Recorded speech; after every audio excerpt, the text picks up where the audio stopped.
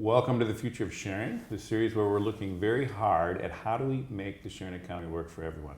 I'm Pete Leiden, I'm the founder of Reinvent, and today we've got a really special conversation. I think we've got Tim O'Reilly, who Tim is technically the founder and CEO of O'Reilly Media, but Tim is way more than that. Tim is, I think, one of the bona fide kind of leading thinkers of kind of the tech intelligentsia in the Bay Area for the last several decades. He's been instrumental in opening the world up to open source software and the kind of open kinds of systems. He was great at rebooting the kind of frame off the dot-com crash into the Web 2.0 kind of concept. He's been introducing tech into government and the government 2.0 kind of framing, and his most recent thing he's been focusing on is the Next Economy Summit. He had one last year, he's going to have one this fall. That's really fundamentally rethinking the future of work and really the economy going forward. So it's really great to have you here. Well, thank you very much. I like to say my reputation exceeds me, but I am passionate about thinking through this next economy. Well, so let's start with that. So you are one of the few people we could actually start the big picture and move it down. There's a ton of anxiety out there. We're seeing surfacing in politics with the rise of Trump and Brexit. We're also seeing it, happening in terms of just folks are worried about the rise of AI and robotics and displacement around the economy. And so, yet you see that tell us what you see is going on in the big picture here of what's happening in the economy right now. It's pretty clear that we've made some big mistakes. But it's also clear to me that if we play our cards right, we have a fundamentally optimistic set of possibilities in front of us. One of the things that I've been focused on lately is Keynes's wonderful 1930 essay, Economic Possibilities for Our Grandchildren. You realize this is something he's writing at the outset of the Great Depression. And he's predicting that, there's going to be so much productivity that people won't even have to work anymore. Now, we didn't do that, but if you had talked to somebody in 1930 and explained to them what it was going to look like in the 50s and the 60s and the 70s, they would have been astonished. And going back further, you think about the Luddite Rebellion of 1811 to 1813. These guys are smashing looms. Mm-hmm. Did they imagine that their descendants would have infinitely more clothing made by these mechanical looms than even the richest aristocrats? Mm-hmm. Mm-hmm. Did they imagine the descendants of those machines would take us to the moon, would mm-hmm. fly us around the world in a heartbeat, something that would take years? Did they imagine that if you'd said to them, we're going to dig a tunnel under the English Channel, over to France. So the whole point is that technology lets us do things that were previously impossible. And yet there's a narrative that we're facing today that technology is destroying jobs. Mm-hmm. And there's two things to note about that. Technology is destroying jobs, but only because we have told it to do so. Mm-hmm. Mm-hmm. We have told it that people are a cost. Mm-hmm. We have told it that people should be eliminated from the system. There are a set of choices, and we have actually built incentives into our economy to encourage those choices. Mm-hmm. My friend Rana Foroohar wrote a book recently called Makers and Takers. Mm-hmm. It's called the subtitle is The Rise of Finance and the Decline of American Business. Mm. And it really focuses on the fact that we've optimized our economy over the last 40 years for the stock market. And when you say we at that context, what do you mean by that? Whether it's true globally, but it's true in the United States in general, and it's true in Silicon Valley as well. And if you think about it, when we made a series of moves to align CEO pay with stock performance. And stock performance over the long term, would be a really interesting measure, perhaps. But over the short term, it's a terrible measure. Mm-hmm, mm-hmm. And not only that, it overweights one of the many factors that goes into having a successful economy. Mm-hmm. Mm-hmm. I like to, actually, I've been imagining lately, what if we had an AlphaGo for the economy?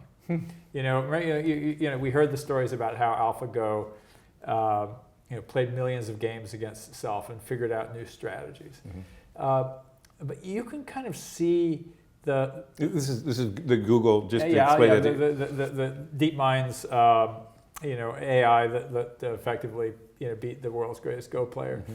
Mm-hmm. And it did it, you know, with applied AI.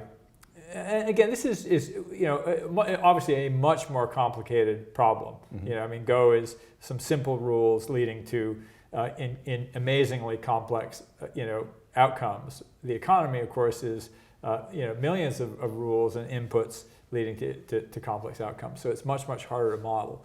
But just as a thought experiment, I like to talk about the Walmart problem. Mm-hmm. So just to kind of understand the trade-offs that we make in our economy. Walmart heirs are among the richest people on the planet. You know, in fact, it's kind of funny because they talk about Bill Gates as the richest man. Mm-hmm. But actually, if you look at the 4 Walmart heirs, Mm-hmm. each of them is not that far behind Gates. So, Mm-hmm. you know, Sam Walton made an ungodly amount of money. Mm-hmm. Mm-hmm. And, you know, and yet Walmart workers are paid so little Mm-hmm. that when they apply for work, they're given also an application for government food assistance. Yeah.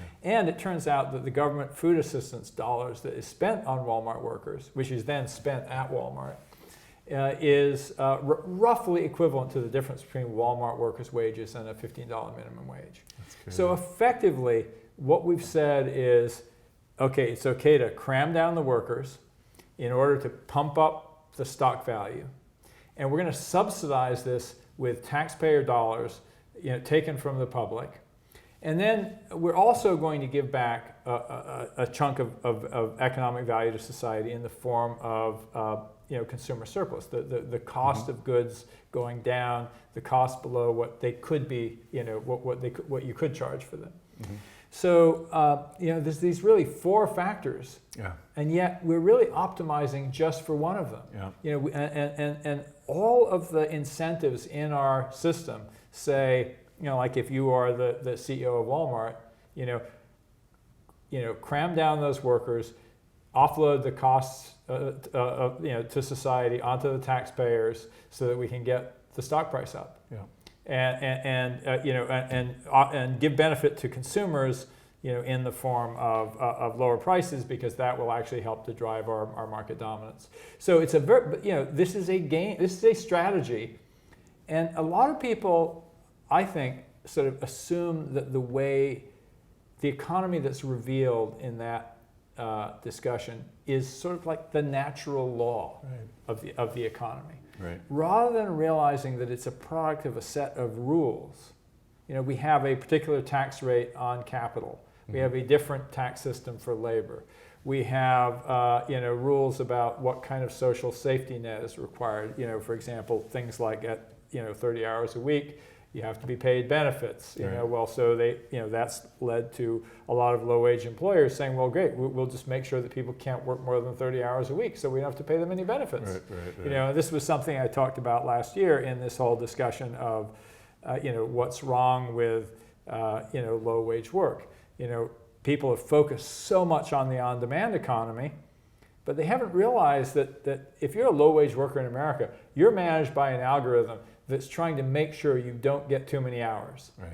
You know, at least on the, you know, the side of you know, on-demand companies like Uber, you can work as many hours as you want to try to make the amount of money that you want. Right. Now, of course, it's an utter failure of the system that, you know, we're still not actually solving for, hey, how do we make this work for people? Right. And I think that there's a really interesting, you know, awareness that's starting to grow, which is that Nick Hanauer, I think to his credit, was one of the first people to articulate this really forcefully, which is that, you know, as he liked to say, you know, if we don't, you know, pay people, well, actually the way he said it to me the first time we met was, if only one thing makes a business successful, and that's customers. And we've been screwing our workers for so long that they can't afford to be our customers anymore.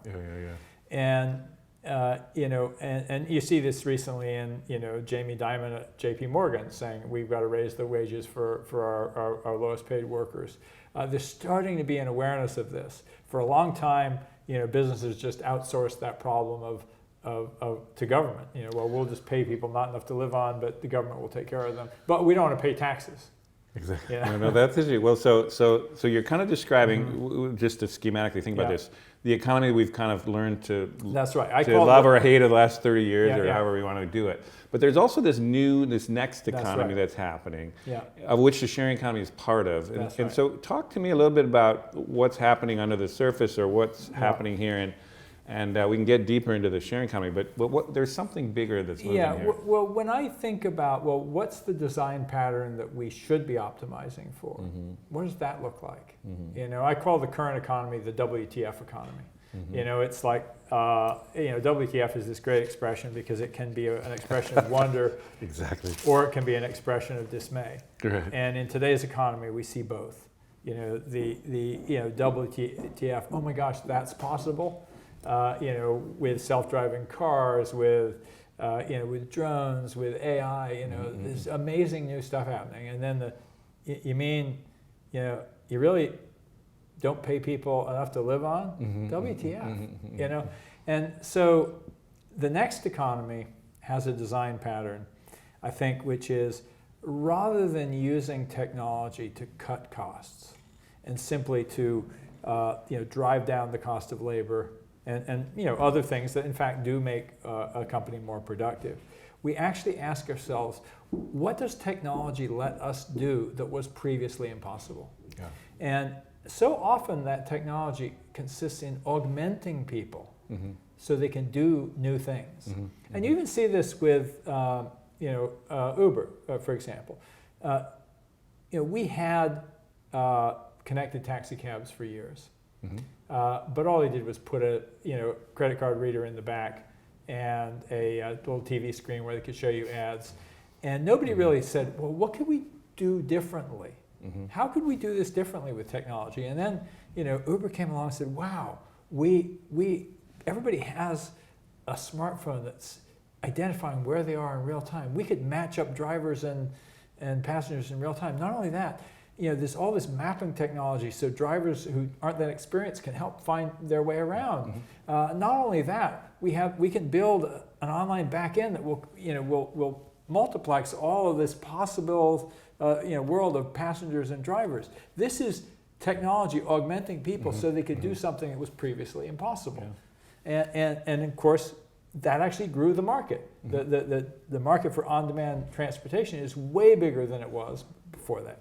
And so that's great.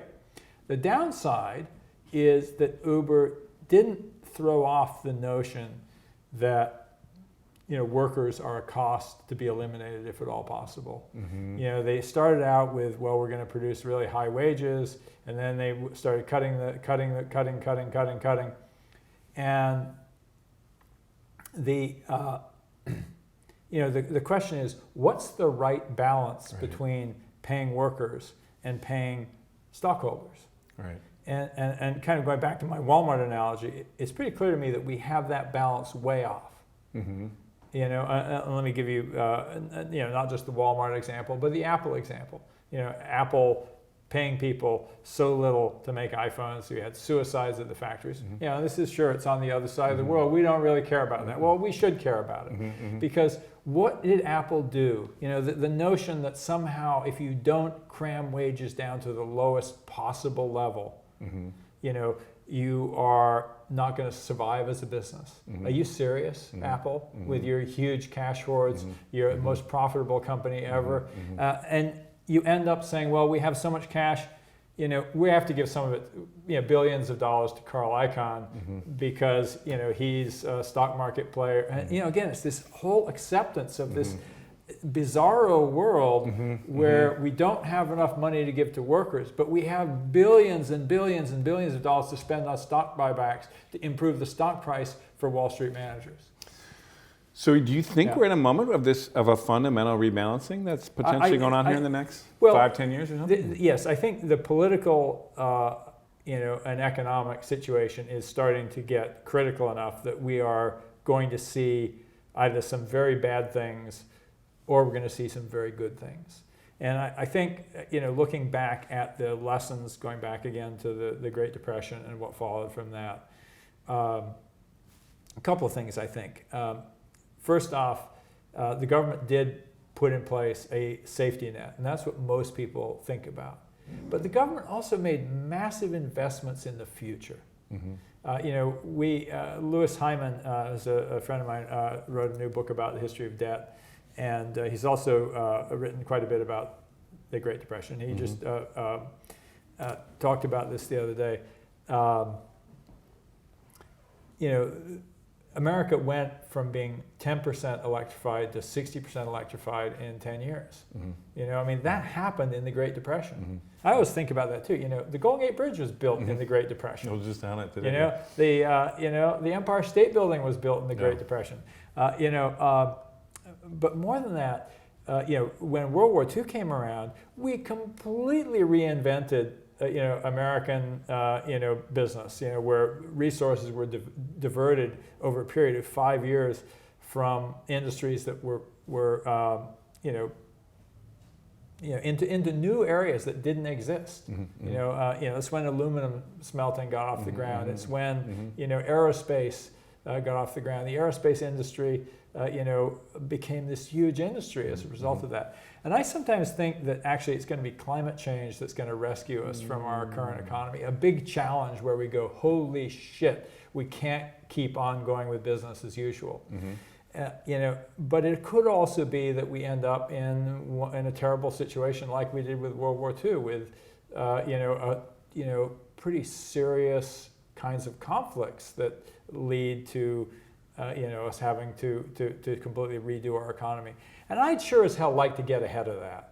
And I think anybody with any sense should like to get ahead of that. Right. There's so many lessons from history. You go, couldn't the damn folks in the, those nobles in the French Revolution see what was coming? Couldn't, those people in the, who kind of crammed down Europe after the First World War, see what the consequences would be? And yet, we're kind of running like half-witted Gadarene swine right down the same, kinds of crazy paths. And so I'm kind of saying, no, we need to get on a different path. And that different path starts with think about things that need doing. Think about how technology can help us do those things. Reinvent the economy so that it works for everyone. And that really requires some really deep thinking, and this on the order of what we did, in the New Deal. It requires thinking that is bold and investment that is bold. And so anyway, so back to my event, what I'm really focusing on are really these two stories. One is how do we use technology to do things that were previously impossible? And then secondly, let's assume that we get to a world where technology is used, the fruits of productivity are given to society, in the way that they are through consumer surplus. Mm-hmm. But let's just imagine the machines get better and better at doing what we do, what humans do today. Mm-hmm. What will happen to all of us? Mm-hmm. In one dystopian vision, we have a class of wealthy people who are living, these beautiful lives surrounded by vast slums of people in a global underclass. Mm-hmm. In another world, we have the 21st century equivalent of a prosperous middle class. Mm-hmm. And what are they doing? Mm-hmm. And it sort of strikes me that we actually see signs of this in our cities. Mm-hmm. And it's really around the creative economy. Mm-hmm. And what do you mean by the creative economy? Well, I mean it much more broadly than the arts, which is what people usually take it to mean. Think about what makes a city great. There's great places to go eat. Every restaurant is part of the creative economy. Mm-hmm. And the fact that a great restaurant charges more than a little hole in the wall is a kind of creative premium that says, oh yeah, of course we pay more for that human touch, that skill, that art. Why do we pay more? You can get very cheap clothing, at the Gap or Old Navy or wherever. But people go to these expensive boutiques. Again, it's the creative economy. It's the creative premium. And so I think that there's a, and then of course it's also evolving into what we would traditionally call the creative economy, which is becoming much more of a peer economy.